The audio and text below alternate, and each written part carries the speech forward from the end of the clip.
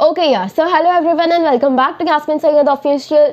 आज eukaryotic cell का second part मैंने कराया है। जैसे कि सेल यूनिट का आज फोर्थ पार्ट होगा ये डेफिनेटली, जिसमें we are going to cover endomembrane system today, जिसके अंदर 4 ऑर्गेनल्स आते हैं। We all know endoplasmic reticulum आएगा, ठीक है, गोल्जी कॉम्प्लेक्स आएंगे जिसे हम गोल्जी अपैरेटस के नाम से भी जानते हैं, लाइसोसोम्स आते हैं और वैक्यूल्स आते हैं। ये सब का मैंने आज डिटेल एक्सप्लेनेशन बनाया है जिसे मैं अभी अपलोड करने वाली हूँ, ठीक है। तो इसके आप लोग को डीपीपीज प्रैक्टिस शीट मिल जाएगी मेरे टेलीग्राम चैनल पे से जाके आप उसको डाउनलोड कर सकते हो, उसको सॉल्व कर सकते हो डेफिनेटली, जो कि बहुत ज़्यादा ज़रूरी है। एनसीईआरटी का रीडिंग जितना ज़रूरी है उतना ही ज़रूरी है कि आप लोग क्वेश्चंस प्रैक्टिस करो।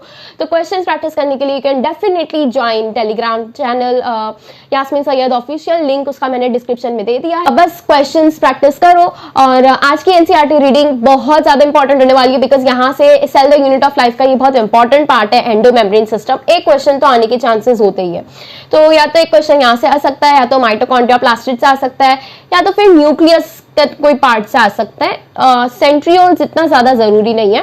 तो लास्ट टाइम साइटोस्केलेटन से क्वेश्चन आ गया था 2022 का 23 में 2023 में नीट 2023 के लिए अगर देखेंगे तो साइटोस्केलेटन से क्वेश्चन आ गए थे, ठीक है। तो आज शुरू करते हैं endomembrane system. Will do all the organelles, ठीक है, लाइन वाइज सब करते जाएंगे। और आप लोग अपनी एनसीईआरटी निकालो, use pencil on your NCERT whenever you are studying from your text book. आप लोग अपनी नोटबुक निकालो, नोट्स बनाओ हर एक चीज का, जहां मैं इंपॉर्टेंट बोलूंगी वहां मार्क करो उसे, ठीक है। ये इंपॉर्टेंट है, यहाँ से क्वेश्चन आने के चांसेस है, तो उसे आप लोग को मार्क करना है, ठीक है, डेफिनेटली। और दूसरी चीज के पूरे लेक्चर को अच्छे से सुनो, ठीक है। आप लोग स्पीड बढ़ा के सुन सकते हो लेकिन पूरा लेक्चर सुनो, ठीक है। और नोट्स बनाओ अपनी, जिसको आप लोग को टाइम टू टाइम रिवाइज करते रहना है, ठीक है।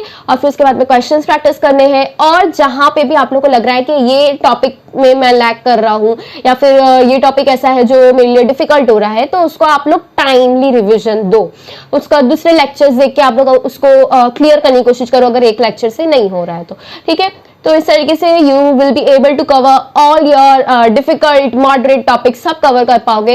लेक्चर्स देखो, अपनी नोट्स पे ध्यान दो, ध्यान से लेक्चर सुनो। सबसे ज्यादा इंपॉर्टेंट यही है कि लेक्चर ध्यान से सुनो। और कहाँ से पढ़ना है, तो अभी आप लोग पिछले सालों में देखोगे तो नीट के पेपर्स में डायरेक्टली एनसीईआरटी से ही क्वेश्चन आ रहे हैं, तो इसीलिए एनसीईआरटी रीडिंग बहुत इंपॉर्टेंट हो जाती है। So let's begin with endomembrane system today. Okay या so hello everyone and welcome back to Yasmeen Syed official.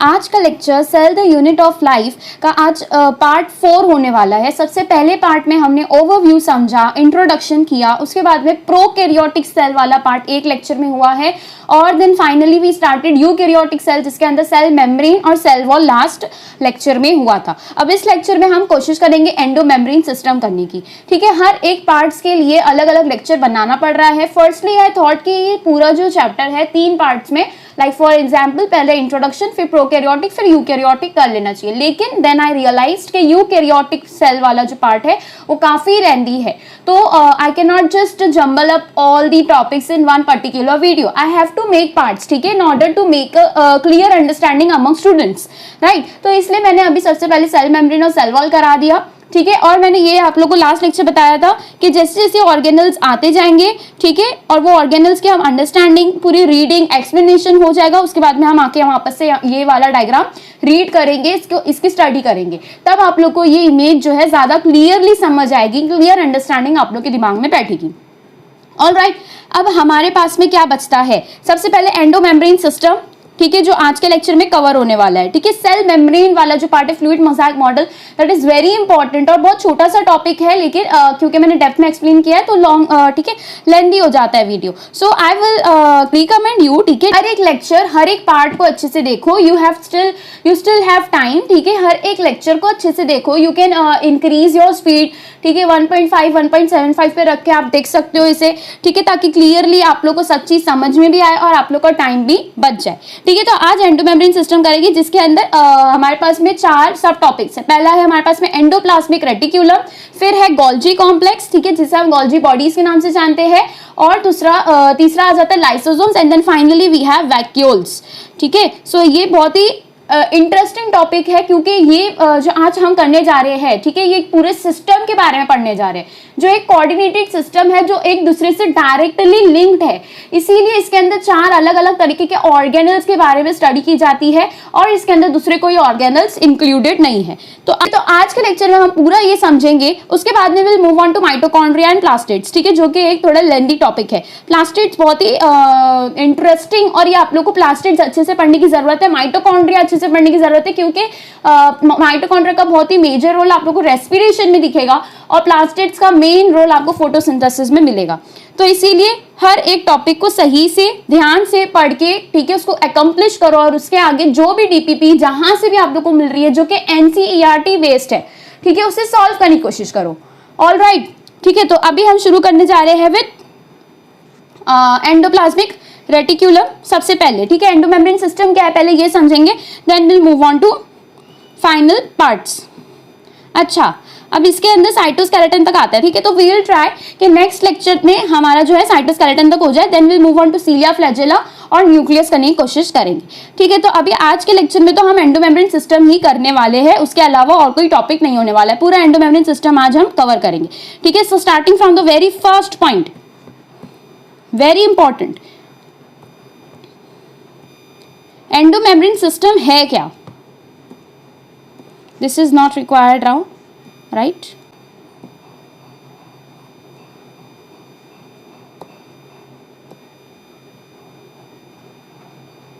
ठीक है, तो ये पूरा इरेज कर देते हैं and will start with endomembrane system.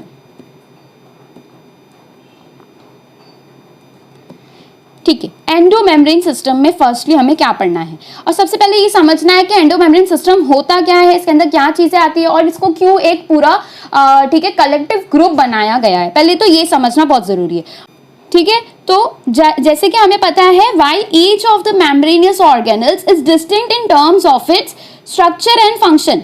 जैसे हमें पता है कि हर एक का अलग अलग स्ट्रक्चर और अलग अलग फंक्शन होता है, इसीलिए हर एक ऑर्गेनल का जो है अपना एक अलग इंडिविजुअलिटी और या फिर अलग आइडेंटिटी होती है। लेकिन इसके अंदर से कुछ ऐसे हैं, many of these are considered together as an endomembrane system because their functions are coordinated. तो इनके फंक्शंस कोऑर्डिनेटेड होने की वजह से, कोऑर्डिनेटेड का क्या मतलब है, एक दूसरे से डायरेक्टली लिंक्ड है, ठीक है। कोऑर्डिनेटेड मतलब एक का जो अगर काम, यहाँ पर अगर 3 ऑर्गेनल्स ऐसे पड़े हुए हैं, ठीक है, इस तरीके से 3 ऑर्गेनल्स, ठीक है, तो यहाँ पर कुछ एक ऑर्गेनल है जिसके बाद में ये है, ठीक है, उसके बाद में ये है। अब मुझे बताओ, अगर ये कोऑर्डिनेटेड ठीक है सिस्टम बोला गया, कोऑर्डिनेटेड ऑर्गेनल जिनके कोऑर्डिनेटेड फंक्शंस है, ऐसा क्यों बोला गया है? अगर इसके अंदर से एक भी काम करना बंद कर देता है तो हमारा जो फाइनल प्रोडक्ट है, जो मेन हमारा एम है कि हमें क्या बनाना है, ये पूरा सिस्टम क्या काम करता है मिला के, ठीक है, तो वो जो काम हमारे पास में प्रोडक्ट आने वाला है वो नहीं बनेगा, ठीक है। तो इसीलिए हर एक का रोल जरूरी है। अगर ये बंद हो जाता है, ठीक है, ये पहली चीज अगर बंद हो जाती है तो फिर आगे की 2 चीजें अपना काम नहीं कर सकती जब तक कि इसका काम कंप्लीट नहीं होगा। अगर ये लास्ट वाला पार्ट बंद हो जाता है, खराब हो जाता है, काम नहीं करता है, तो फिर फाइनल वाला जो पार्ट है वो बनते बनते रह जाएगा, हमारा जो प्रोसेस है वो सेकेंड पार्ट पर ही आके रुक जाएगा। So this is the thing, इसीलिए हमारे पास में से कोऑर्डिनेटेड सिस्टम कहा जाता है, क्योंकि अगर एक का भी रोल यहाँ पर, ठीक है, खत्म हो जाता है या फिर खराब हो जाता है या फिर रोल उसका ठीक है अकम्प्लिश नहीं हो पाता, उसका फंक्शन ठीक है माल फंक्शन करने लग जाता है वो, तो फिर क्या होगा इस केस में, पूरा जो हमारा जो प्रोडक्ट बनना चाहिए, ठीक है, जो मेन हमारा गोल है ये सिस्टम क्रिएट करने का, जो ठीक है नेचर में क्रिएट हुआ है, वो पूरा ही, ठीक है, हमारा जो सिस्टम है वो पूरा मिसबैलेंस हो जाएगा। इसीलिए हमारे पास में क्या है, बहुत सारे ऑर्गेनल्स है जो कि कोऑर्डिनेटेड फैशन में काम करते हैं। इसके अंदर सबसे पहले बात की गई है द एंडोप्लाज्मिक रेटिक्यूलम।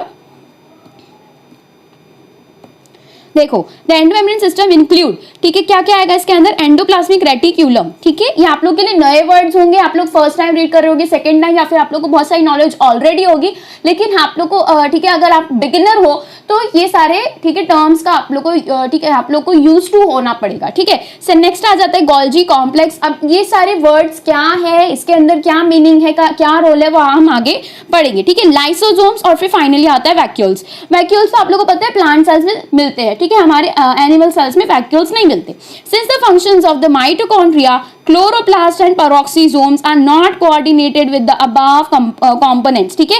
हमारे पास में जो फंक्शंस आते हैं किस किस के, माइटोकॉन्ड्रिया के, ठीक है। माइटोकॉन्ड्रिया, क्लोरोप्लास्ट जो कि आपके प्लास्टिड्स वाले पार्ट में आने वाला है, ठीक है, उस टॉपिक में आएगा आप लोग को क्लोरोप्लास्ट क्या होता है, ठीक है। फिर पेरोक्सिसोम्स, ठीक है, ये चैप्टर में आई डोंट थिंक सो इसके अंदर कहीं डिस्क्रिप्शन दिया है, लेकिन अगर कहीं आएगा तो will read about it. Peroxisomes जो होते हैं वो लिपिड सिंथेसिस में मेनली उनका रोल होता है, ठीक है। तो ये 3 चीजें जो है, क्योंकि इनके फंक्शंस कोऑर्डिनेटेड नहीं है विद एंडोमेम्ब्रेन सिस्टम, जिसके अंदर endoplasmic reticulum, Golgi complex, GC आता है, ठीक है, और हमारे पास में लाइसोसोम्स और वैक्यूल्स आते हैं। इन चारों के साथ में इनके पास में डायरेक्टली लिंक्ड फंक्शन नहीं है, ठीक है। मतलब अगर ये काम करना बंद कर देगा तो हमारे पास में जो एंडोमेम्ब्रेन सिस्टम है वो तभी भी काम करेगा सक्सेसफुली। अगर पेरोक्सिसोम्स काम नहीं करेगा तो भी हमारा एंडोमेम्ब्रेन सिस्टम सही से काम करेगा। लेकिन अगर लाइसोसोम्स काम नहीं करता है तो हमारा एंडोमेम्ब्रेन सिस्टम का जो फंक्शन है वो पूरा डिस्ट्रॉय हो जाएगा, ठीक है। So they are not coordinated with the above compartments, ठीक है, कंपोनेंट्स, इसलिए हम इसे कहते हैं कि ये कोऑर्डिनेटेड नहीं है, इसीलिए हम इसे, ठीक है, एंडोमेम्ब्रेन सिस्टम में इंक्लूड नहीं करते। These are not considered as a part of endomembrane system. I hope this thing is clear कि इसके अंदर 4 चीजें ही क्यों आती है, बाकी की चीजें नहीं आती है, उसका भी रीजन मैंने आप लोग को समझा दिया। सबसे पहले आता है एंडोप्लाज्मिक रेटिक्यूलम, ठीक है। अब एंडोप्लाज्मिक रेटिक्यूलम, आप लोग का जो प्लाज्मा है, ठीक है, साइटोप्लाज्म है, इसके अंदर एक इनर नेटवर्क बनाया गया है। मतलब कि look here, suppose this is your cytoplasm. अब इसके अंदर का जो भी पार्ट है, यहाँ पर आप लोग का प्रेजेंट है न्यूक्लियस। अब यहाँ से कुछ ऐसे इस तरीके से रेटिक्यूलम का क्या मतलब होता है, नेटवर्क। क्या मतलब होता है, reticulum is a biological word for a common word, ठीक है, कॉल्ड एज नेटवर्क। यहाँ पर बहुत ही गहरा नेटवर्क बनता हुआ आप लोग को दिखाई देगा, जिसका बहुत ही शॉर्ट स्ट्रक्चर मैं यहाँ पर बना रही हूँ। अब ये इसे एंडोप्लाज्मिक रेटिक्यूलम क्यों कहा जाता है, क्योंकि आपका जो साइटोप्लाज्म है इसके इनर वाले पार्ट में एक ये नेटवर्क क्रिएट कर रहा है, ठीक है, इसीलिए हम कहते हैं endoplasmic reticulum. Endo related to, endo means inner, ठीक है, plasmic related to your plasma, cytoplasm पता ही होगा, ठीक है, साइटोप्लाज्म। रेटिक्यूलम मतलब क्या होता है, network. I hope this thing is clear, बहुत इजी है, ठीक है, समझना। आप लोग 1-2 बार रिवाइज करोगे, आप लोग को सब चीज एकदम क्लियर हो जाएगी। तो हमारे पास में एंडोप्लाज्मिक रेटिक्यूलम कहाँ मिलता है, साइटोप्लाज्म में मिलता है, और क्योंकि ये एक नेटवर्क क्रिएट कर रहा होता है, जिसे हम बायोलॉजिकली क्या कहते हैं, रेटिक्यूलम कहेंगे। नेक्स्ट थिंग इसके अंदर क्या आ जाती है, एंडोप्लाज्मिक रेटिक्यूलम, ठीक है, इलेक्ट्रॉन माइक्रोस्कोप स्टडीज, ठीक है, इसको थोड़ा मैं जूम आउट कर देती हूँ यहाँ पर, ठीक है, डायग्राम भी है, वो भी देखते जाएंगे, ठीक है। Electron microscope studies of eukaryotic cells, ठीक है, यूकैरियोटिक सेल्स में ये मिलता है, जिसके अंदर प्लांट सेल्स, प्रोटिस्टा, ठीक है, एनिमल सेल्स, फंजाई, ये सारे सेल्स आ जाते हैं। एक्सेप्शन क्या है यहाँ पे, मोनेरा किंगडम, ठीक है। बायोलॉजिकल क्लासिफिकेशन में आपने ये चीज समझी होगी। Reveal the presence of a network और reticulum of tiny tubular structures, ठीक है। प्रेजेंस ऑफ नेटवर्क और रेटिक्यूलम एक ही जैसा वर्ड है, बिल्कुल कंफ्यूज मत हो। इसके अंदर हमें ये कैसे पता चला कि एक नेटवर्क प्रेजेंट है, हमने कौन सी स्टडीज की है, इलेक्ट्रॉन माइक्रोस्कोप स्टडीज, बहुत ही डेप्थ में हमने स्टडीज की है, जिसके अंदर यूकैरियोटिक सेल्स में ये मिलता है। सबसे पहले इसकी कैरेक्टरिस्टिक समझो।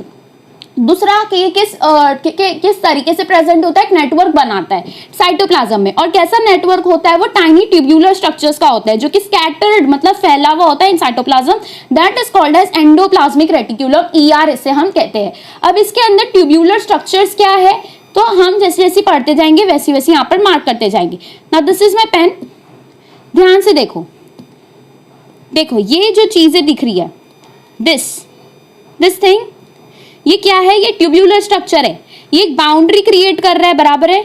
तो ये आप लोग का क्या हो जाता है, ट्यूब्यूलर स्ट्रक्चर प्रेजेंट दिखाई दे रहा होगा आप लोग को। तो these are what, these are tubular structures, ठीक है, जो एक बाउंड्री क्रिएट कर रहे हैं। अब आप इसको देख सकते हो, ये इनर साइड में एक आप लोग को, ठीक है, स्पेस दिखाई दे रही होगी, ये स्पेस है, ठीक है। यहाँ पर साइटोप्लाज्म प्रेजेंट नहीं होता, ये एक नेटवर्क अपने अंदर कैरी कर रहा है, एक स्पेस अपने अंदर कैरी कर रहा है, जिसके अंदर की स्पेस होती है उसे हम क्या कहते हैं, उसे कहते हैं हम luminal space. What will say to it, luminal space, ठीक है, ल्यूमिनल स्पेस। और जो इसके अलावा बाहर की तरफ साइटोप्लाज्म प्रेजेंट है, ये पूरा एरिया जो बाहर की तरफ प्रेजेंट है, इसे हम कहते हैं एक्स्ट्रा ल्यूमिनल स्पेस, ठीक है। तो ये 2 चीजें इसके अंदर आ जाती है, ठीक है। एक ल्यूमिनल स्पेस जो इसके अंदर प्रेजेंट है, ये वाला पार्ट ल्यूमिनल स्पेस है, ठीक है। इसके अंदर यहाँ पर जो प्रेजेंट है दिस इज ल्यूमिनल स्पेस, ये वाला जो पार्ट प्रेजेंट है ये ल्यूमिनल स्पेस है। लेकिन यहाँ से जो भी पार्ट आप लोगों को दिखाई दे रहा है जो, ठीक है, बॉर्डर के अंदर कलेक्ट नहीं हो रहा है, बॉर्डर के अंदर एनक्लोज नहीं हो रहा है, उसे हम क्या कहते हैं, एक्स्ट्रा ल्यूमिनल स्पेस कहेंगे, ठीक है। तो दिस इज वेरी क्लियर। यहाँ पे टाइनी ट्यूब्यूलर स्ट्रक्चर्स कौन से थे मैंने बता दिया, दीज आर ट्यूब्यूलर स्ट्रक्चर्स, ठीक है। इस तरीके से ये ट्यूब्यूलर स्ट्रक्चर्स है, they are scattered in cytoplasm, that is called as endoplasmic reticulum. Figure 8.5 हमने ये इसका स्ट्रक्चर देख लिया। Next, hence ER divides the intracellular space. Intracellular मतलब क्या, इंट्रासेल्यूलर देखो, इंट्रा मतलब इनसाइड, इंट्रा यानी क्या, एक अंदर का पार्ट, ठीक है, इनर, ठीक है, इनसाइड पार्ट, इनसाइड पार्ट। और दूसरा होता है इंटर, इंटर मतलब बिटवीन टू बॉडीज, कोई भी चीज हो सकती है, ठीक है। अगर हम इंटरसाइटोप्लाज्म या फिर इंटरसेल्यूलर बोलते हैं, ठीक है, अगर हम इंटरसेल्यूलर बोलते हैं तो यहाँ देखो, ठीक है, यहाँ पर 2 सेल प्रेजेंट है। अगर हम इंटरसेल्यूलर स्पेस बोलते हैं तो 2 सेल के बीच में प्रेजेंट होने वाली स्पेस को इंटरसेल्यूलर बोलेंगे, इसे क्या बोलेंगे, इंटरसेल्यूलर। और अगर इंट्रासेल्यूलर बोलेंगे तो एक पर्टिकुलर सेल के अंदर की जो स्पेस है उसे हम क्या कहेंगे, इंट्रासेल्यूलर। जैसे कि हमारे स्कूल्स में कंपटीशन होते हैं, इंटर स्कूल कंपटीशन, कंट्रीज में होता है तो इंटर कंट्री कंपटीशन, ठीक है। इस तरीके से अगर 2 स्कूल के बीच में हो रहा है तो इंटर स्कूल कंपटीशन कहते हैं। लेकिन अगर स्कूल के अंदर ही अपने ही स्कूल के बच्चों में अगर कंपटीशन होता है तो उसे हम क्या कहेंगे, इंट्रा स्कूल कंपटीशन कहेंगे, राइट।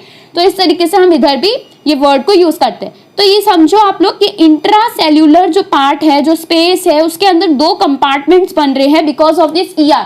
एंडोप्लाज्मिक रेटिकुलम जो अपने अंदर स्पेस इनक्लोज कर रहा है वो एक पार्ट हो जाता है साइटोप्लाज्म का, और दूसरा वो पार्ट हो जाता है साइटोप्लाज्म का जो फ्रीली प्रेजेंट है, जहां पर एंडोप्लाज्मिक रेटिकुलम नहीं है, जहां पर एंडोप्लाज्मिक रेटिकुलम की ट्यूब्यूलर स्ट्रक्चर्स उसको एनक्लोज नहीं कर रहे। तो एक बाहर का पार्ट होता है, एक अंदर का पार्ट होता है, जिसको हमने पढ़ लिया ल्यूमिनल स्पेस, ठीक है, दैट इज इनसाइड ER के इनसाइड वाला part this is your luminal space, ठीक है। ये देखो, ये ल्यूमिनल स्पेस है, ये ल्यूमिनल स्पेस है, ये वाला पूरा ल्यूमिनल स्पेस है, this is your luminal space. तो इस तरीके से ये सारे क्या हो जाते हैं, ल्यूमिनल, ठीक है, ल्यूमिनल हो जाता है एक, और दूसरा क्या हो जाता है, एक्स्ट्रा ल्यूमिनल, मतलब कि बाहर वाला, ल्यूमिनल के बाहर extra luminal, that is cytoplasm compartments, ठीक है। जो साइटोप्लाज्म में आपका कंपार्टमेंट वो बाहर की तरफ आ जाता है, that is extra luminal. 2 part इसके हो जाते हैं। नेक्स्ट इज बहुत इजी है, ठीक है, इसके अंदर कुछ भी ऐसी कोई कॉम्प्लेक्स चीज नहीं है। कॉम्प्लेक्स चीज आप लोग के प्लांट, ठीक है, बॉटनी में आप लोग को देखने को मिलेगा, प्लांट फिजियोलॉजी के चैप्टर्स थोड़े हार्ड होते हैं, तो ये तो बहुत ही आसान है, बस आप लोग को हर एक दिन इसको रिवाइज करते जाना है। Next is the ER often shows ribosomes attached to their outer surface.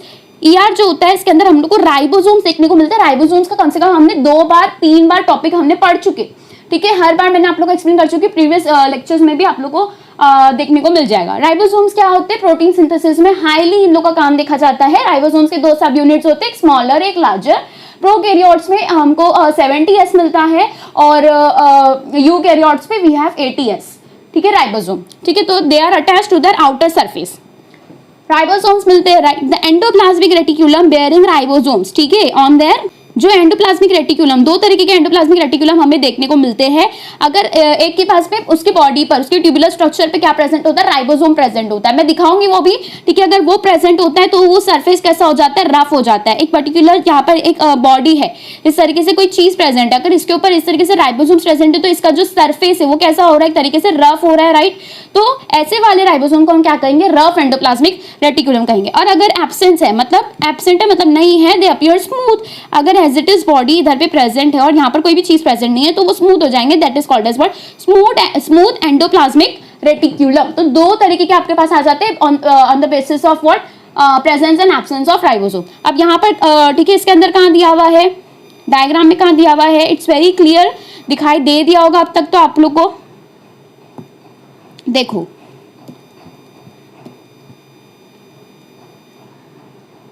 देखो ये वाला जो पार्ट है यहाँ पर आप लोग देख रहे हो, हर जगह आप लोगों को ये बॉल टाइप स्ट्रक्चर दिखाई दे रहे हैं। ये सब क्या है, ये सब राइबोसोम ही तो है।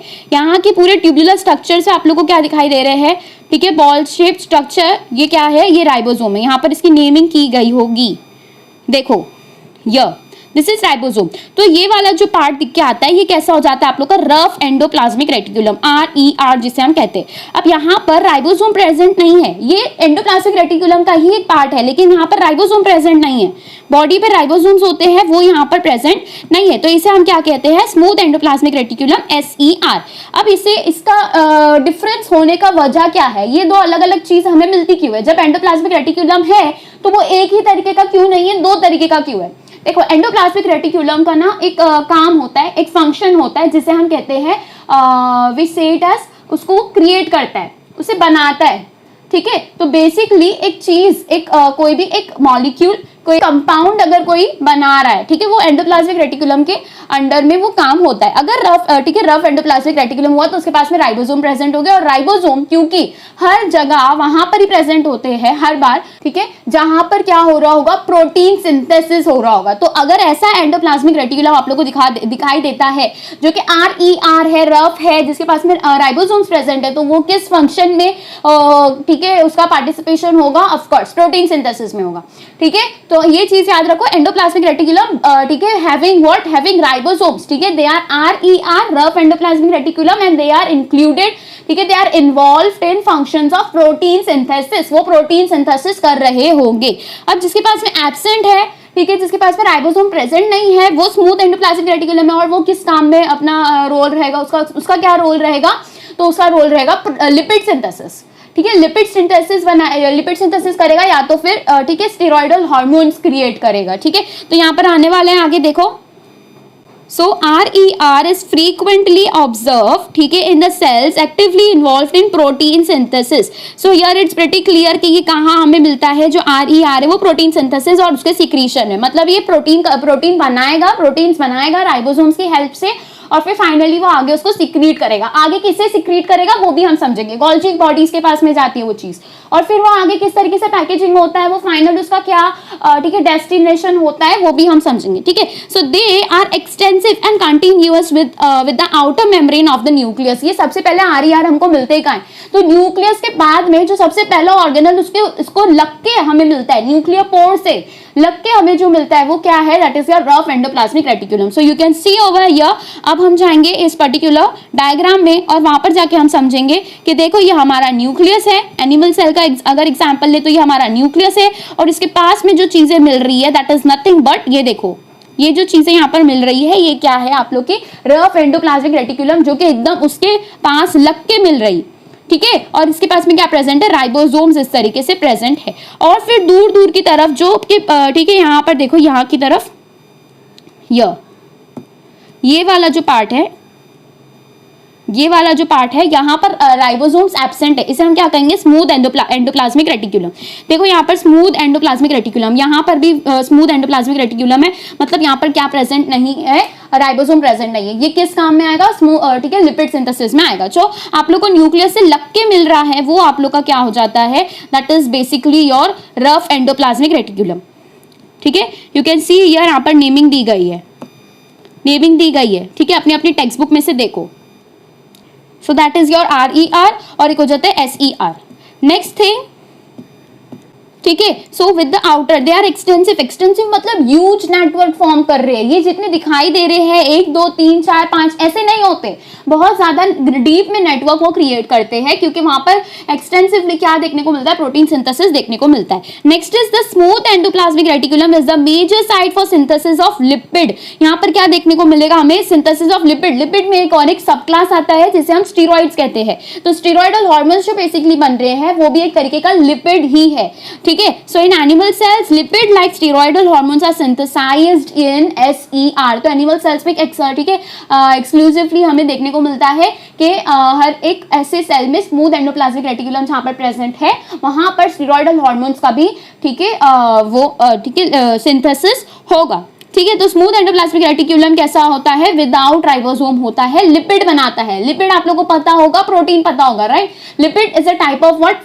फैटी एसिड से बनता है आप लोग का लिपिड, ठीक है। तो वहां पर प्रोटीन का कोई काम नहीं है, तो वहां पर बेसिकली राइबोसोम का काम नहीं है। स्टीरॉइडल हार्मोन्स आर सब क्लास, ऑफ व्हाट लिपिड्स। तो इसको भी कौन बनाएगा आप लोग का, स्मूथ एंडोप्लाज्मिक रेटिकुलम बनाएगा जहां पर राइबोसोम्स का यूज नहीं है। Next thing is Golgi apparatus. सबसे पहली चीज इसका इंट्रोडक्शन में करवा दूं तो इसका काम क्या है, ये मैन्युफैक्चरर है, ये मैन्युफैक्चरिंग करता है, ठीक है। जो चीजें इसने बना दी, जो क्रिएट हो चुकी है, एंडो ईआर से बनके जो आ गई है, अब इसको मैन्युफैक्चर करना है, राइट, उसको पैकिंग करना है, ठीक है, पैकेजिंग उसकी करके आगे उसको फॉरवर्ड करना है। तो वो किसका काम है, गोल्जी अपैरेटस का। अब कैसे, उसके बारे में हम समझेंगे।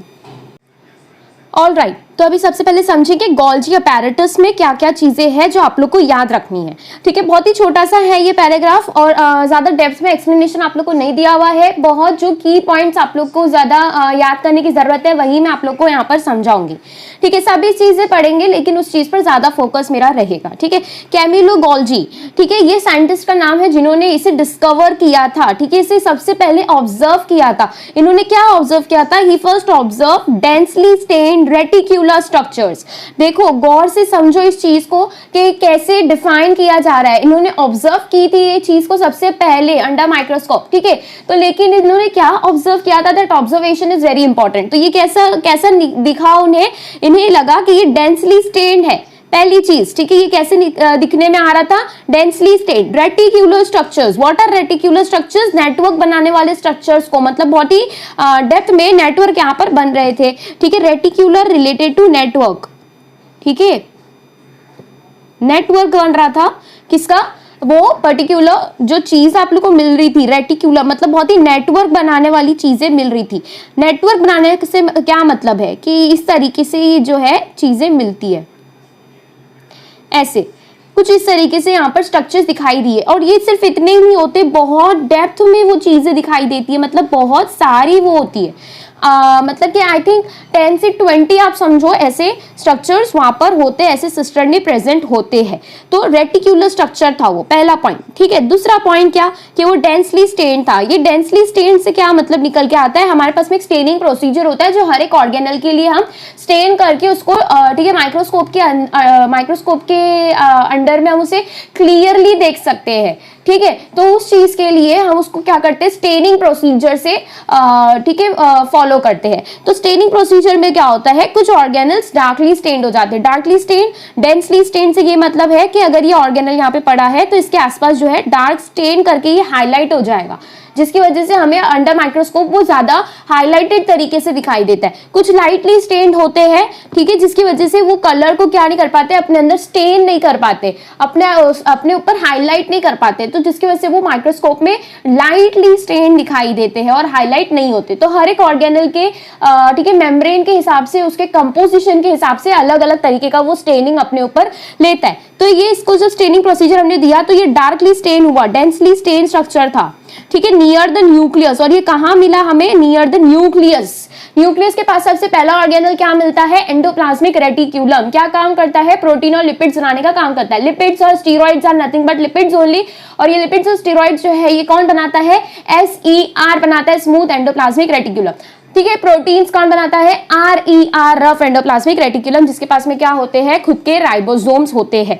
सो दीज वर, ठीक है, हम बात कर रहे हैं अभी किसकी, गोल्जी अपैरेटस की। गोल्जी अपैरेटस हमको एंडोप्लाज्मिक रेटिकुलम के जस्ट नजदीक मिलता है, मतलब कि वो भी न्यूक्लियस से कैसा होता है, काफी नजदीक में पाया जाता है। These were later name Golgi, इन्हें हमने क्या नाम दे दिया, Golgi, what is after him. ये किसके नाम के आगे आ गया है, ये साइंटिस्ट जिन्होंने उसको सबसे पहले ऑब्जर्व किया था, कैमिलो गोल्जी, ठीक है। They consist of many flat. अब इसका स्ट्रक्चर कैसा है, तो उसको थ्योरी में यहाँ पर लिखा हुआ है कि flat disc shaped sac.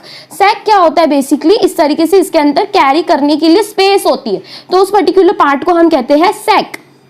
Alright, तो इस पर्टिकुलर स्ट्रक्चर को, ये सैक तो होता है, सैक आपको माइटोकॉन्ड्रिया में भी मिलेगा, अलग अलग और डिफरेंट ऑर्गेनल्स में सैक लाइक स्ट्रक्चर प्रेजेंट होता है, लेकिन उसे हम अलग अलग टर्म से बुलाते हैं, ठीक है। जैसे कि यहाँ पर जो सैक्स प्रेजेंट है, ये सैक है, this is basically the sac जिसके अंदर स्पेस प्रेजेंट है, तो इसे हम कहते हैं क्या, सिस्टरने।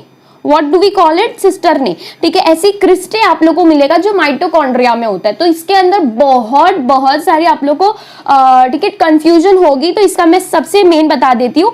एक है सिस्टरने और एक है क्रिस्टे, ठीक है। हम बात कर रहे हैं एंडोप्लाज्मिक रेटिक्यूलम, ठीक है। एंडोमेम्ब्रेन सिस्टम के पास में सबसे पहला आता है एंडोप्लाज्मिक रेटिक्यूलम। तो ER जिसके अंदर साथ में मिलेगा वो किसके अंदर पाया जाएगा, बेसिकली गोल्जी बॉडीज के पास पाया जाएगा। ठीक है, तो ये ट्रिक है, ये जो मैंने अपने लिए अप्लाई किया था वो मैं आप लोग के साथ शेयर कर रही हूँ कि क्रिस्टर ने, ठीक, सिस्टर ने और क्रिस्टी के बीच में आप लोग डिफरेंस कैसे पता कर सकते हो। क्योंकि सिस्टर ने में, जैसे कि मैंने यहाँ पर लिखा था अभी, सिस्टर ने, ठीक है, ये सिस्टर ने में आप देख सकते हो ये जो ER है दैट रिप्रेजेंट्स एंडोप्लाज्मिक रेटिकुलम, ऐसी आप ट्रिक बना लो। ठीक है, एंडोप्लाज्मिक रेटिकुलम ये R है इसके अंदर, मतलब कि किसके पास में मिलेगा, गोल्जी अपैरेटस, जिसके अंदर ER एक साथ नहीं है, यहाँ पर ER कहीं भी एक साथ नहीं है, तो ये कौन सा वाला हो जाएगा, माइटोकॉन्ड्रिया वाला हो जाएगा। इस तरीके से आप लोगों को याद रखना, ये एक ट्रिक है। ठीक है, आप लोग को बेस्ट ऑफ फॉलोइंग आने के बहुत सारे चांसेस होते हैं और हर एक प्रैक्टिस शीट में आप लोग को मिलेगा ही। ठीक है, कोई भी आप बुक ढूंढो, कोई भी मॉड्यूल ढूंढो, ये क्वेश्चन तो डेफिनेटली होता ही है कि गोल्जी अपैरेटस के पास में जो सैक लाइक स्ट्रक्चर है और माइटोकॉन्ड्रिया के पास में जो स्ट्रक्चर है उसे हम क्या कहते हैं, रिस्पेक्टिवली। तो that will come out to be cisternae and cristae. Cisternae आपको कोई से पता चलेगा तो ER जिसके अंदर है that comes near endoplasmic reticulum. ठीक है, इस तरीके से ट्रिक लगा के याद करना है। ठीक है, डिस्क शेप सैक होता है, सिस्टर ने जिसे हम कहते हैं ऑफ 0.5, ये इसका साइज दिया हुआ है 0.5 mu metre to 1 mu metre. ठीक है, माइक्रोन। ठीक है, तो 0.5 माइक्रोन से 1 माइक्रोन या फिर म्यू मीटर कह दो, इस हिसाब से हमें उसका जो साइज मिलता है इतना डायमीटर है। ठीक है, these are stacked parallel to each other, देख सकते हो एक दूसरे, ये जो ये एक पर्टिकुलर क्या है, सिस्टर ने है, ये एक पर्टिकुलर है सिस्टर ने, आई विल हाईलाइट इट। तो ये पहला क्या हो जाता है, ये एक आपका एक सिस्टर ने, वैसे यहाँ पर भी एक सिस्टर ने देखने को मिल रहा है, फिर यहाँ पर भी मिल रहा है, तो ये आप लोग के अलग अलग सिस्टर ने एक के ऊपर एक पैरेलली स्टैक्ड है। स्टैक मतलब एक के ऊपर एक रखे हुए हैं, और कैसे रखे हुए, एक दूसरे को ये बाइसेक्ट नहीं कर रहे, इंटरसेक्ट नहीं कर रहे, दैट मीन्स कि क्या हो रहे हैं, ये पैरेलली अरेंज्ड है। सो दे आर, ठीक है, found to be stacked parallel to each other, they are found to be stacked parallel to each other. अब देखो next, variety number of cisternae are present in the Golgi complex. अलग अलग तरीके के हमें sister ने मतलब different numbers, ठीक है, अलग अलग क्वांटिटी में देखने को मिलते हैं। तो Golgi cisternae are concentrically arranged near the nucleus with distinct convex cis. अब इसको समझना है, यहाँ पर न्यूक्लियस प्रेजेंट है, इसके पास में सबसे पहले आप लोगों को मिलेगा क्या, एंडोप्लाज्मिक रेटिकुलम, उसके बाद ही बहुत नजदीक में आप लोगों को मिलता है गोल्जी अपैरेटस। तो ये जो गोल्जी अपैरेटस है ये बेसिकली कॉन्सेंट्रिकली का क्या मतलब होता है कि अगर ये आप लोग का न्यूक्लियस है, this is your nucleus, if this is your nucleus, तो इधर पे पास में प्रेजेंट है आपका एंडोप्लाज्मिक रेटिकुलम, सपोज करो this is your endoplasmic reticulum, तो इसके पास में जो कॉन्सेंट्रिकली प्रेजेंट होगा, मतलब इस तरीके से उसके आसपास सर्कल बना रहा होगा, then that is your Golgi apparatus. तो अगर ये न्यूक्लियस है, इसके पास भी ठीक है, ये एंडोप्लाज्मिक रेटिकुलम है, this is your endoplasmic reticulum, तो इसके पास में जो कॉन्सेंट्रिकली अरेंज्ड हो रहा होगा, then that is called as what, Golgi apparatus. इस तरीके से जॉइंट नहीं होता है, वो जॉइंट नहीं होता है इस तरीके से, लेकिन एक ठीक है कॉन्सेंट्रिक, ठीक है, शेप और एक कॉन्सेंट्रिक क्या होता है, कहीं पे भी आसपास सर्कल बनाने वाले जैसे स्ट्रक्चर को हम कॉन्सेंट्रिक स्ट्रक्चर कहते हैं, जो आप लोग को यहाँ पे ठीक है एनिमल सेल और प्लांट सेल के अंदर दिखाई देगा इस तरीके से। These are Golgi apparatus. ये कैसे प्रेजेंट है, कॉन्सेंट्रिकली प्रेजेंट है, राइट, इस तरीके से प्रेजेंट है आसपास उसके, तो these are all included under Golgi apparatus. वही हम प्लांट सेल, ये एनिमल सेल में देखेंगे तो यहाँ पर भी कॉन्सेंट्रिकली प्रेजेंट है, ये न्यूक्लियस के आसपास इस तरीके से। So these are what, these are Golgi apparatus. Okay, next thing done. So the Golgi cisternae are concentrically arranged near the nucleus with distinct convex. Distinct का मतलब है बहुत ही क्लियरली हमको दिखाई देगा कि एक कॉन्वेक्स सिस है, जिसे हम फॉर्मिंग फेज भी कहते हैं। इसे हम क्या कहेंगे, फॉर्मिंग फेज कहेंगे, मतलब पहले आने वाले फेज को हम कहते हैं ठीक है फॉर्मिंग फेज। और एक तरीके से हम ये भी समझ सकते हैं कि यहाँ पर कोई चीज बन रही है, यहाँ पर चीज क्रिएट हो रही है। उसके बाद में आता है मैच्योरिंग फेज। तो दो फेजेस यहाँ पर देखने को मिलते हैं, इसको नेमिंग करेंगे, ठीक है। This is your cis phase, ये हो जाता है सिस फेज, और ये हो जाता है फॉर्मिंग फेज। फॉर्मिंग फेज को हम क्या कहते हैं, नहीं सिस फेज नहीं, इसे क्या कहेंगे हम, ट्रांस फेज। ये हो जाता है ट्रांस फेज, ठीक है। ट्रांस फेज को हम एक और एक नाम से जानते हैं, मैच्योरिंग फेज। यहाँ पर जो है ये जो पार्टिकल, यहाँ पर जो भी प्रोडक्ट बनने का इसका जो रोल है, यहाँ पर जो इसका फंक्शन है, वो पूरी तरीके से जो प्रोडक्ट है मैच्योर हो जाता है, एक फाइनल अपना ठीक है फेस डेवलप कर लेता है। लेकिन ये सिस फेस में क्या होता है, फॉर्म हो रहा होता है, क्रिएट हो रहा होता है, तो इसीलिए हम इसे फॉर्मिंग फेज और इसे मैच्योरिंग फेज भी कहते हैं। अब इसे जो है इस तरीके से यहाँ पर जो है कॉन्वेक्स स्ट्रक्चर आप लोगों को दिख रहा होगा, this is a convex structure over here, right.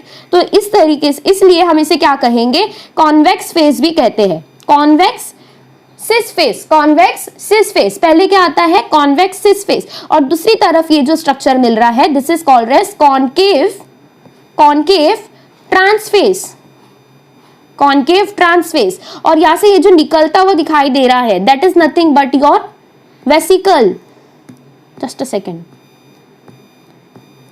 This is your vesicle, clear. ये जो यहाँ से प्रोडक्ट बन के निकल रहा है, the product that we wanted from Golgi apparatus, जिस फंक्शन के लिए ये क्रिएट हुआ है वो यहाँ से वो प्रोडक्ट रिमूव कर रहा है, ठीक है, बेसिकली। तो इसीलिए यहाँ पर जो प्रोडक्ट रिमूव हो रहा है उसे हम क्या कहते हैं, वेसिकल्स के फॉर्म में उसे वो निकालता है, वहां से वो आगे फॉरवर्ड करता है। तो यहाँ पर हमें दो चीज मिलेगी, गोल्जी सिस्टम या concentrically arranged near the nucleus with distinct convex cis और द फॉर्मिंग फेज, ठीक है, एंड द कॉन्केव ट्रांस और द मैच्योरिंग फेज, ठीक है, कॉन्केव ट्रांस भी कहते हैं इसे और मैच्योरिंग फेज भी कहते हैं। मैच्योरिंग फेज क्यों कहते हैं, क्योंकि यहाँ पर जो प्रोडक्ट बन रहा है वो फाइनल शेप में आ जाता है, मैच्योर्ड स्ट्रक्चर में डेवलप हो जाता है। So the cis and the trans faces of the organelle are entirely different but they are interconnected. This is so important कि यहाँ पर जो भी दो चीजें आप लोगों को दिखाई दे रही है कि दो फेजेस यहाँ पर बन रहे हैं, ठीक है, ये दोनों ही एक दूसरे से काफी अलग है लेकिन दे आर डीपली इंटरकनेक्टेड। क्योंकि यहाँ से स्ट्रक्चर बनने शुरू होता है, यहाँ पर कोई एक पर्टिकुलर वेसिकल है जो बनना शुरू हुआ है लेकिन यहाँ पर पहुंचते पहुंचते वो अपने फाइनल शेप में आ जाता है, therefore we say it as they are interconnected to each other, ठीक है, तो इंटरकनेक्टेड ये होते। Then the Golgi apparatus principally performs the function of packaging materials. तो इसका मेन फंक्शन क्या है कि जो भी मटेरियल्स एंडोप्लाज्मिक रेटिकुलम से बन के निकल रहे हैं उसका क्या करना है, पैकेजिंग करना है। This is done by Golgi apparatus, ठीक है। पैकेजिंग कैसे करते हैं, हम उसका ग्लाइकोसाइलेशन करते हैं। पैकेजिंग कैसे होता है in case of Golgi apparatus, packaging in the sense यहाँ पर क्या होगा, ग्लाइकोसाइलेशन होगा। What is glycosylation, glycosylation is a process, ये एक ऐसा प्रोसेस है जिसके अंदर कार्बन चेन ऐड हो रही होती है in that particular anything that is present, ठीक है। हमारे पास में कोई भी एक ऐसा कंपाउंड है, it can be in form of protein या फिर हो सकता है वो लिपिड हो। जब उसके पास में हम ग्लाइकोसाइलेशन करते हैं तो जो प्रोडक्ट बनता है that is called as what, glyco protein या फिर ग्लाइकोलिपिड, ठीक है, ग्लाइकोप्रोटीन बोलेंगे या तो फिर ग्लाइकोलिपिड बोलेंगे। तो दो चीजें हमारे पास में आ जाती हैं आफ्टर ग्लाइकोसाइलेशन। ग्लाइकोसाइलेशन क्या है, गोल्जी अपैरेटस का पैकेजिंग प्रोसेस है, ठीक है। ये ग्लाइकोसाइलेशन कौन करता है, गोल्जी अपैरेटस। और after that what product that we get is, ठीक है, ग्लाइकोप्रोटीन और ग्लाइकोलिपिड। पहले हमारे पास में ER से क्या आया था, लिपिड आया था और प्रोटीन आया था। लिपिड और प्रोटीन, ठीक है, किससे बनते हैं, from smooth and rough endoplasmic reticulum respectively, ठीक है। तो लिपिड और प्रोटीन आ गए, इसके अंदर हमें कार्बन चेन ऐड करनी है और हर एक ये चीजें बनके ये फाइनल प्रोडक्ट फॉर्म होके जाता कहाँ है, उसका कोई डेस्टिनेशन होगा, यस। तो इसकी जहां रिक्वायरमेंट होती है वहां इसे भेजा जाता है, यहाँ पे पैराग्राफ में यही लिखा है, ठीक है। So to be delivered either to the intracellular targets, intracellular मतलब सेल के अंदर का कोई टारगेट है, या फिर it is secreted outside the cell, cell के अंदर के टारगेट्स में क्या आ जाता है, we have a varied number of organelles, ठीक है, जिसके अंदर माइटोकॉन्ड्रिया है, लाइसोसोम्स है। लाइसोसोम्स वेसिकल्स का कैसा डेवलप्ड और एडवांस्ड वर्जन को हम कहते हैं लाइसोसोम्स। वेसिकल्स कहां से निकल रहे हैं, गोल्जी अपैरेटस से। हियर इट इज वेसिकल, ये रफ एंडोप्लाज्मिक रेटिकुलम से पहले क्या बनके निकलता है, प्रोटीन, ठीक है, और स्मूथ से क्या बनके निकलता है, लिपिड्स और स्टीरॉइड्स, ठीक है। फिर फाइनली वो कहां पर ट्रांसफर होता है, here, this is your forming phase. और forming phase that is called as your cis phase और कॉन्वेक्स फेज, यहां से बनके फाइनल प्रोसेस बनके निकलता है in this way, this is your vesicle. ये फाइनल स्ट्रक्चर और the product that is formed from Golgi apparatus, यहाँ पर गोल्जी अपैरेटस का रोल कंप्लीट हो जाता है। इस वेसिकल को, वेसिकल जो है ये किस फॉर्म में मिलेगा, दो फॉर्म में मिलेगा, आइदर ग्लाइकोप्रोटीन या फिर ग्लाइकोलिपिड। अब ये आगे किस फॉर्म में जाएगा, तो लाइसोसोम्स बनेगा, ठीक है। The advanced form of that vesicle is called as lysosome, ठीक है। तो ये लाइसोसोम्स जो है ये काम क्या करते हैं, तो इनका एक इंट्रासेल्युलर टारगेट हो सकता है या फिर that can be secreted outside of the cell. ठीक है, इंट्रासेल्युलर टारगेट्स क्या हो सकते हैं, जैसे कि माइटोकॉन्ड्रिया में एक पर्टिकुलर कार्बन चेन का जो है प्रोटीन या फिर लिपिड चाहिए, तो ग्लाइकोप्रोटीन और ग्लाइकोलिपिड उस पर्टिकुलर माइटोकॉन्ड्रिया के पास में जाएंगे। सो एज पर रिक्वायरमेंट्स, ठीक है, ये जो वेसिकल्स होते हैं ये आगे फॉरवर्ड होते। So materials to be packaged in form of vesicles from the ER, ठीक है, जो भी मटेरियल पैकेज हुआ है in form of vesicles from the ER fuse with cis phase. यहाँ पर प्रोसेस बताया गया है कि जो भी वेसिकल्स हमारे पास में ईआर से बनके निकले, either that can be in form of protein और लिपिड, वो जाके मिलते हैं सिस फेज से। सिस फेज क्या है, फॉर्मिंग फेज, जहां पर फॉर्म हो रहा है, ठीक है, and then they move towards the maturing phase. Maturing phase कैसा है, ट्रांसफेज या फिर उसे हम कॉनकेव फेज भी कहते हैं। So this explains why the Golgi apparatus remain in close association. Golgi apparatus हमें साइटोप्लाज्म में कहीं भी नहीं मिलेगा, वो एंडोप्लाज्मिक रेटिकुलम से कनेक्टेड मिलेगा, and that is why we are calling it as a endomembrane system. ये पूरा एक सिस्टम चल रहा है, ठीक है। तो close association with endoplasmic reticulum ER जो ईआर बॉडीज जो हमें देखने को मिली, जैसे कि स्मूथ और रफ एंडोप्लाज्मिक, उसके पास में क्लोजली एसोसिएटेड ये पड़ा हुआ रहता है, ठीक है। Next is a number of protein synthesized by ribosomes, ठीक है। जो प्रोटीन सिंथेसाइज किसकी वजह से होता है, राइबोसोम्स की वजह से होते हैं, ठीक है। राइबोसोम्स बहुत जरूरी है फॉर प्रोटीन सिंथेसिस। जो भी प्रोटीन्स बनते हैं on the endoplasmic reticulum, they are modified in the cisternae of Golgi apparatus. तो हमने जो सैक लाइक स्ट्रक्चर यहाँ पे देखा था, ठीक है, that is called as what, cisternae.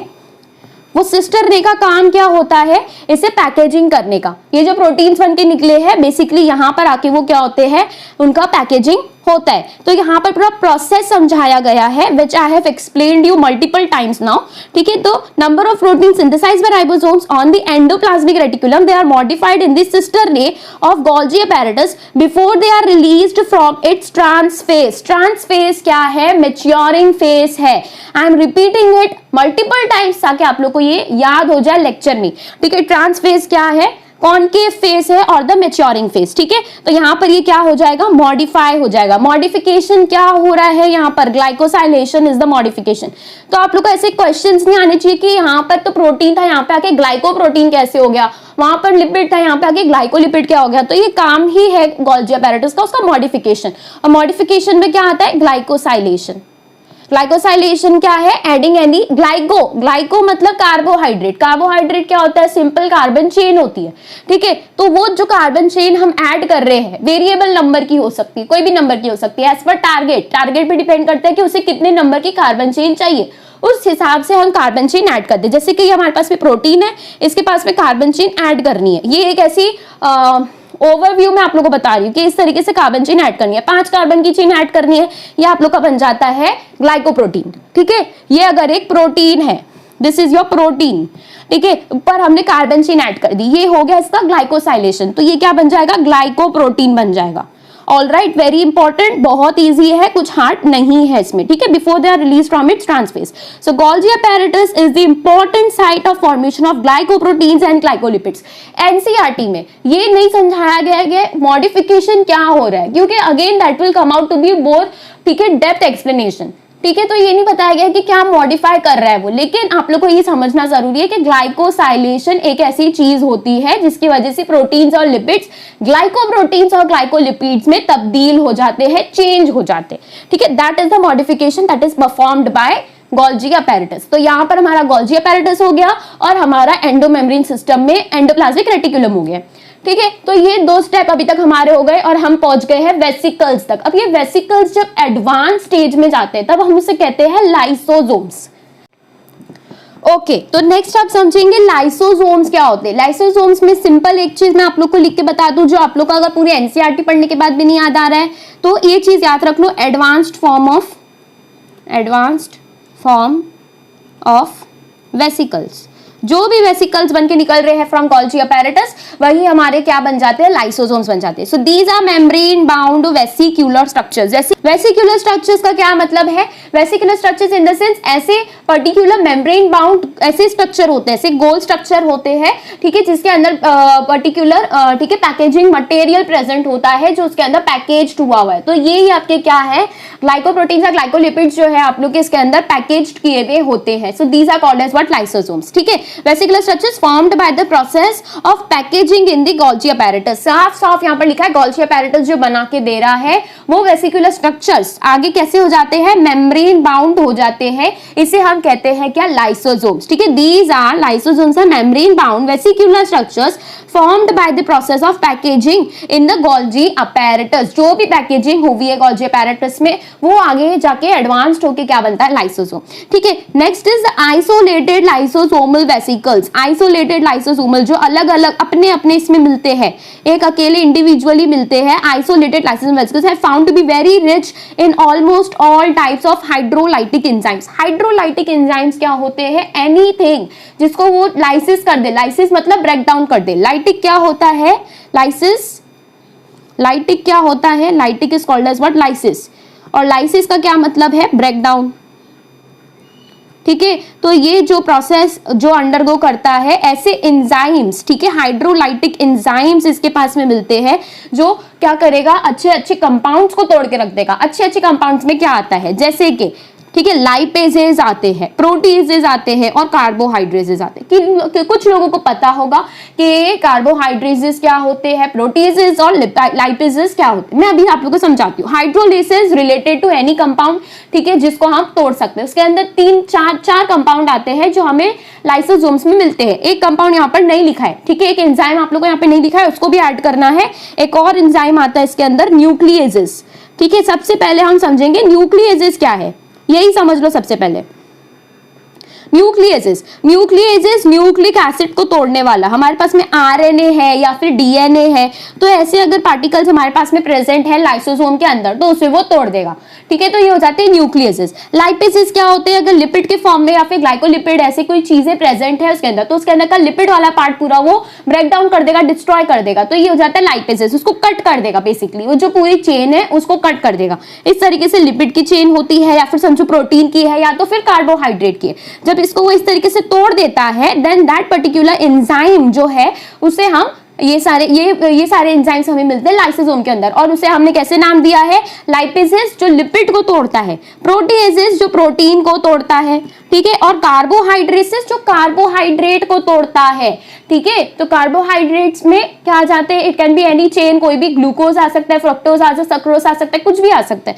तो वो सारी चीजों को ब्रेक डाउन करने के लिए एंजाइम्स जो है बहुत ही खतरनाक, इसे हम कह सकते हैं लाइसोसोम को एक ऐसा ऑर्गेनल कह सकते हैं जिसके अंदर बहुत हर तरीके के एंजाइम्स प्रेजेंट है, वो उसकी क्वांटिटी को मैनेज कर सकता है, ठीक है। अगर उसे कार्बोहाइड्रेट डिस्ट्रॉय करना है तो वो कार्बोहाइड्रेट को डिस्ट्रॉय कर सकता है, उसे कोई आरएनए को डिस्ट्रॉय करना है तो वो आरएनए को डिस्ट्रॉय कर सकता है। इसके पास में हर तरीके के वेपन्स प्रेजेंट होते हैं।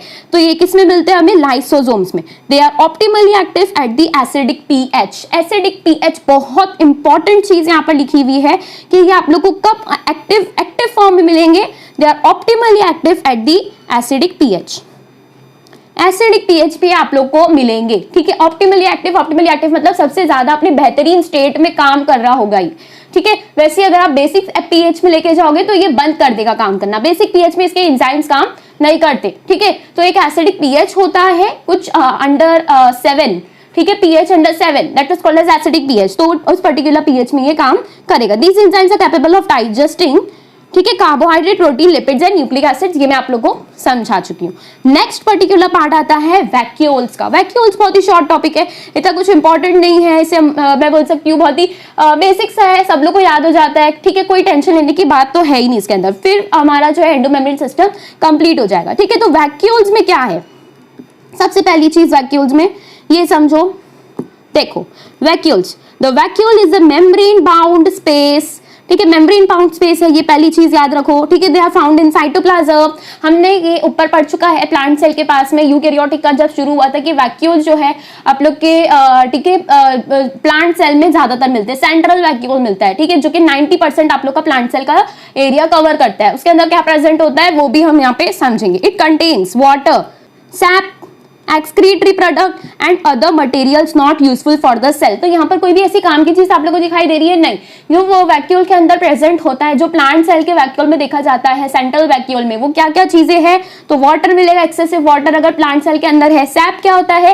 SAP is basically the thick liquid के फॉर्म में ठीक है रिलीज होता है फ्रॉम ईच सेल, जो कि नॉन यूजफुल, ठीक है, यूजलेस थिंग है वो, ठीक है, not useful for the cell, not useful for the cell. ऐसे सैप को जो निकल रहा है, इसे ऐसे लिक्विड जो निकल रहा होता है उसे हम क्या कहते हैं? SAP. Excretory product, after excretion जो भी वेस्ट मटेरियल्स निकल रहा है, ठीक है ना, the materials not useful for the cell, ये कहाँ पे जाके स्टोर हो जाता है? वैक्यूल के अंदर। तो हम इसे कह सकते हैं एक तरीके से स्टोर रूम है ये, जो भी चीजें नहीं चाहिए, ठीक है, वो सारे आयंस हो जाते हैं, सॉल्ट्स हो जाती है, ये सारे कहाँ जाके हम रख देते हैं? उसे वैक्यूल में रख देते हैं। The vacuole is bound by a single membrane called tonoplast. Direct question from here, एक मेम्ब्रेन का नाम बताओ जो आप लोग को वैक्यूल में मिलता है, सिंगल मेम्ब्रेन होता है, वो कौन सा है? That is tonoplast.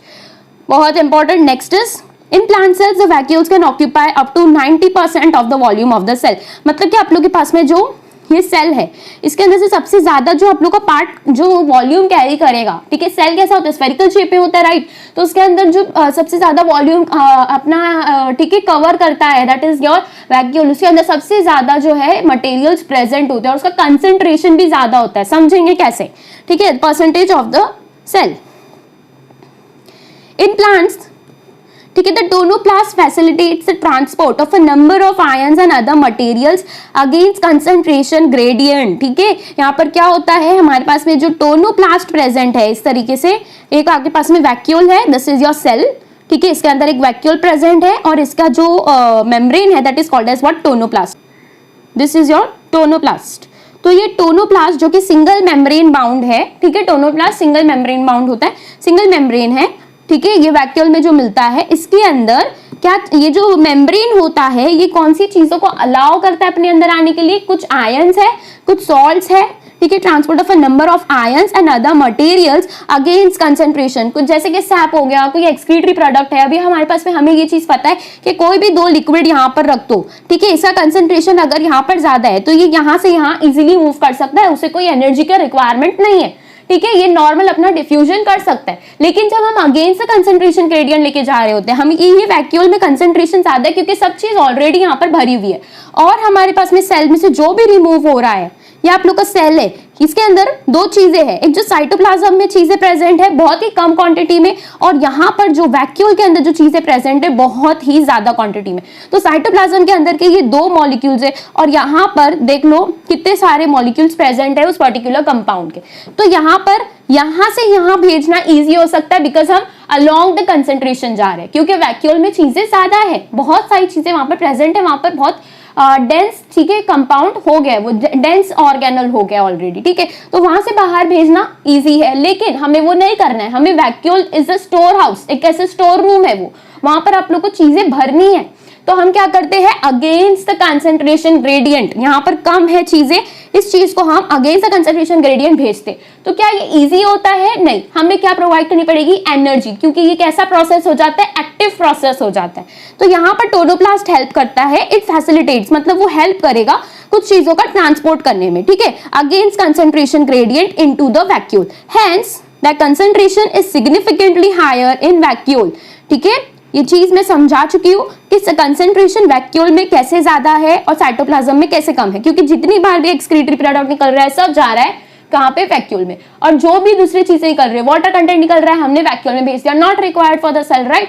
सेल को रिक्वायरमेंट नहीं है, वो सारी चीजें हमने वहां भर दी जिसकी वजह से उसका कंसेंट्रेशन, उसकी क्वांटिटी, उसका अमाउंट उसके अंदर बढ़ गया है, जिसकी वजह से अब और चीजें भेजना जो है कैसा हो जाता है? एनर्जी डिपेंडेंट प्रोसेस हो जाता है। तो हमें टोनोप्लास्ट में पंप्स या फिर ऐसी चीजें लगी होती है, प्रोटीन्स लगे होते हैं जिसके थ्रू हम चीजों को आगे अंदर वापस भेजते हैं अगेंस्ट द कंसेंट्रेशन, ठीक है, in the vacuole than in the cytoplasm. यहाँ पर कंसेंट्रेशन कहाँ ज्यादा होगा? वैक्यूल में। साइटोप्लाज्म में बहुत ही कम कंसेंट्रेशन में, ठीक है, मात्रा में चीजें मिलती है। इन अमीबा दो तरीके के वैक्यूल अभी यहाँ पर हमको समझने हैं। एक है कॉन्ट्रैक्टाइल वैक्यूल, उसका क्या फंक्शन है, और दूसरा फूड वैक्यूल, उसका क्या फंक्शन है। कॉन्ट्रैक्टाइल वैक्यूल हमको सबसे पहले मिलता है अमीबा में। अमीबा में कॉन्ट्रैक्टाइल वैक्यूल का क्या रोल है? It is important for osmoregulation and excretion. Excretion के लिए मतलब ये वैक्यूल में आप लोग का सारा एक्सक्रीटरी प्रोडक्ट ऐड होता है। और जैसे कि अगर अमीबा एक वाटर सराउंडेड एनवायरनमेंट में अगर रहता है, ठीक है, तो उसमें क्या होगा, बेसिकली वाटर कंटेंट उसके अंदर ज्यादा एब्जॉर्ब होता जाएगा, राइट। तो ये चीजों का जो बैलेंसिंग करना है, water osmoregulation is basically balance of water only, ठीक है, water and water related products. तो उसका जो भी बैलेंसिंग करना है इस सेल में ये कॉन्ट्रैक्टाइल वैक्यूल प्रेजेंट है। अगर वाटर का कंटेंट ज्यादा आता है तो ये वैक्यूल अपने अंदर जमा कर लेगा और उसे बाहर फेंक देगा, ठीक है। बहुत इंपॉर्टेंट है, बहुत ईजी है, ठीक है। और अगर कंटेंट कम हो जाता है तो वैक्यूल के अंदर वो अपने अंदर एब्जॉर्ब करेगा और फिर सेल को प्रोवाइड करेगा, अमीबा खुद को प्रोवाइड करेगा। तो ये काम, ये फंक्शन किसका होता है? Contractile vacuole. Contractile vacuole osmoregulation और एक्सक्रीशन में काम करता है फॉर अमीबा। दूसरा, in many cell as in protist, जैसे कि हम देख सकते हैं फूड वैक्यूल आप लोग को पैरामीशियम में मिलता है। पैरामीशियम में फूड वैक्यूल का क्या काम होता है? वो जो सी वेव्स के अंदर से जो भी वाटर के अंदर से जो भी फूड मटेरियल होता है वो पूरा अपने फूड वैक्यूल के अंदर इनगल्फ करता है, ठीक है। वहां पे बायोलॉजिकल क्लासिफिकेशन में आप लोगों को पैरामीशियम वाले पार्ट में दिया हुआ है। तो वहां पे उसका क्या रोल होता है? वो फूड वैक्यूल के अंदर अपने पूरे फूड इनगल्फ करता है, उसके अंदर उसके साथ साथ जो वेस्ट मटेरियल है वो भी फूड वैक्यूल में आ जाते हैं। लेकिन फूड वैक्यूल में वो चीजें एक जगह सिमटी हुई होती है, एक जगह कलेक्टेड होती है, तो उसके अंदर से फूड को वो अपने पास ले लेता है और फूड वैक्यूल के अंदर फिर बचता क्या है? वेस्ट मटेरियल, तो वो पूरा बाहर फेंक देता है। तो फूड वैक्यूल में बेसिकली हम क्या करते हैं? फूड वैक्यूल्स बन रहे हैं बाय इनगल्फिंग फूड पार्टिकल्स। तो यहाँ पर हमारे पास में फूड पार्टिकल्स आते हैं, उसके साथ में वेस्ट मटेरियल्स भी आते हैं। तो वेस्ट मटेरियल्स हम फेंक देते हैं और फूड को हम अपने अंदर एब्जॉर्ब कर लेते हैं। This was the case for protista. Protista में एक एग्जांपल बहुत ही इंपॉर्टेंट है पैरामोशियम का, जहां पर फूड वैक्यूल मिलता है। तो एक अमीबा का एग्जांपल, एक पैरामोशिया का, एक कॉन्ट्रैक्टाइल वैक्यूल का और एक दिस फूड वैक्यूल का एग्जांपल याद रखना है। With this we have completed vacuoles as well. Vacuoles हो गया, lysosomes हो गया, अब हमारा कंप्लीट हो गया endomembrane system. I hope this is pretty clear. अब ये जो लाइसोसोम्स बने हैं, ये लाइसोसोम्स पे कहानी खत्म नहीं हुई, यहाँ पर जो भी चीजें उसको डिस्ट्रॉय करनी है तो डिस्ट्रॉय हो गई। जैसे कि अगर आप लोग के पास में एक कार्बन चेन थी, कार्बोहाइड्रेट था, वो रिक्वायरमेंट अभी उसकी खत्म हो गई थी, ठीक है। गोल्गी अपैरेटस ने उससे बना दिया, वो लाइसोसोम्स के पास में जाएगा। तेरे पास में हाइड्रोलाइटिक एंजाइम्स है, ठीक है, he will say to lysosomes you have hydrolytic enzymes, right, so break down me, I am not required any more, ठीक है। तो वो उसे तोड़ देगा और ये जो टूटी हुई चीजें हैं, ये जो कि अभी यूजफुल नहीं है, टूटा हुआ कार्बोहाइड्रेट की उसको वापस ज्वाइन करना पड़ेगा, उससे अच्छा वो नया नहीं बना ले। तो इसलिए वो कार्बोहाइड्रेट को कहाँ भेज देगा? वैक्यूल में, और वैक्यूल उसे क्या कर देगा? डाइजेस्ट कर देगा। This is a simple method और द प्रोसेस जहां पर आप लोग को ये चीजें समझ आ जाएगी। एंडोमेम्ब्रेन सिस्टम यहाँ पर होता है खत्म, ठीक है।